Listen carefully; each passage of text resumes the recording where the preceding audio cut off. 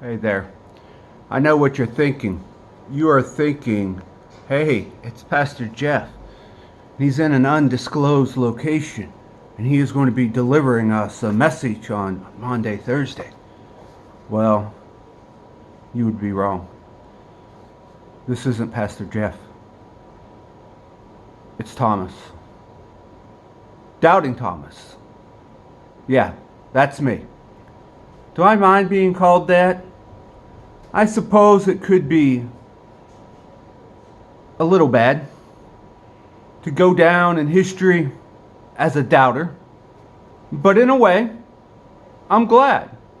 You know, how can I explain? You see, I don't think that there's anything wrong with doubts. Oh, I'm not talking about the excuses we palm off as doubts.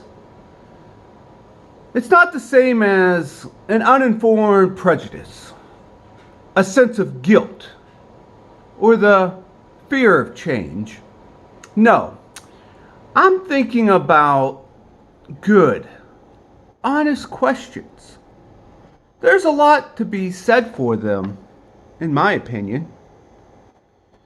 Some of the other disciples never really understood that. Maybe they were just upset with me for not believing them. But then, they'd already seen Jesus alive. I hadn't.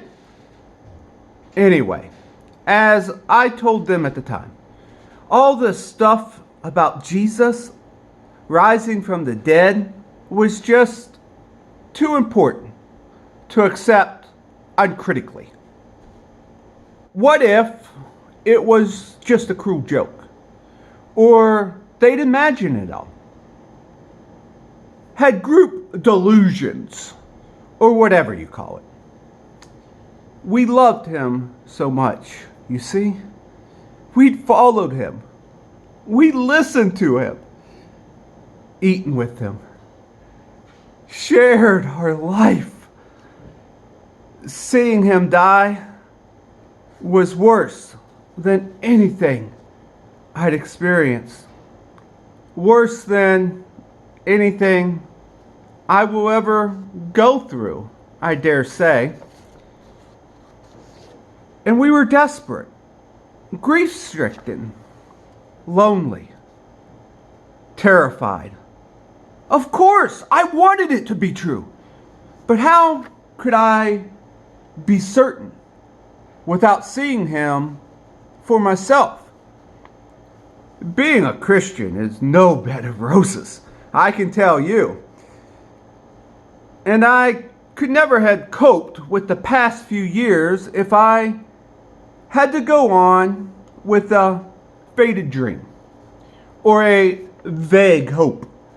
But Jesus, he put up with me and my doubts.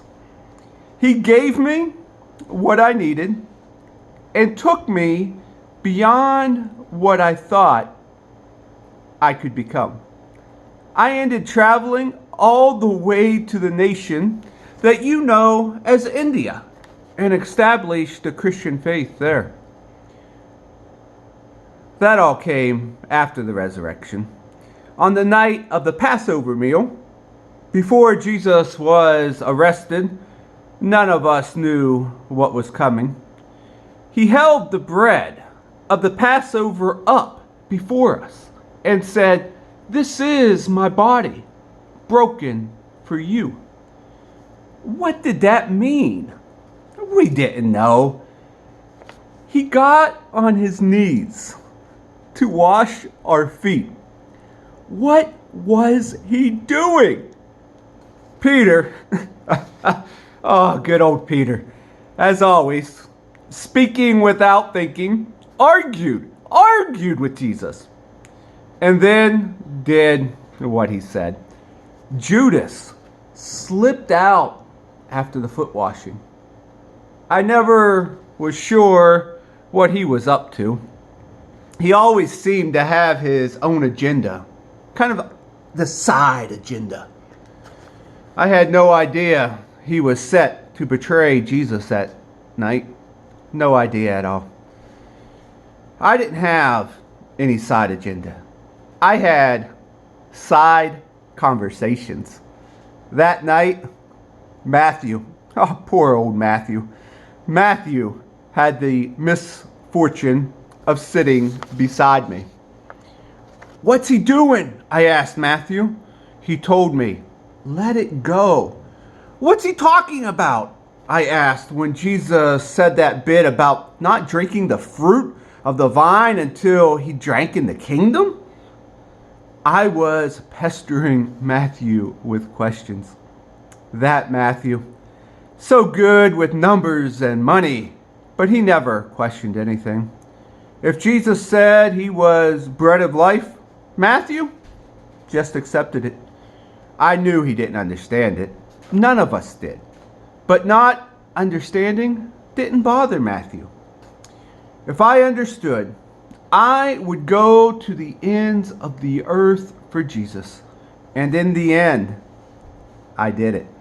At least India seems like the opposite end of the earth from Jerusalem. But that night, the night of the Passover, I lost all of my boldness. We all acted so tough. No, Jesus. We won't betray you. We're with you to the end. We all said that. James, the rugged fisherman. Simon, the wannabe rebel. The all too honest Nathaniel. We were all so courageous in our own minds. At least Peter picked up the sword before he fled into the night. But in the end, that's what we all did. We ran, just like Jesus knew that we would. But after it was all over, he welcomed us back. That's what Jesus does. He takes you at your worst and helps you become your best. Now, whenever I lead a church in worship and I break the bread before the congregation and together we drink the wine, I remember that night. I also remember seeing Jesus a few days later. And I remember him loving me. Yes, loving me in my doubts. And I remember him changing the direction of my life. That's Jesus. He turns us around.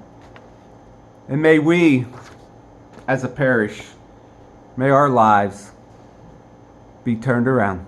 And may we follow Jesus each step of the way. Amen.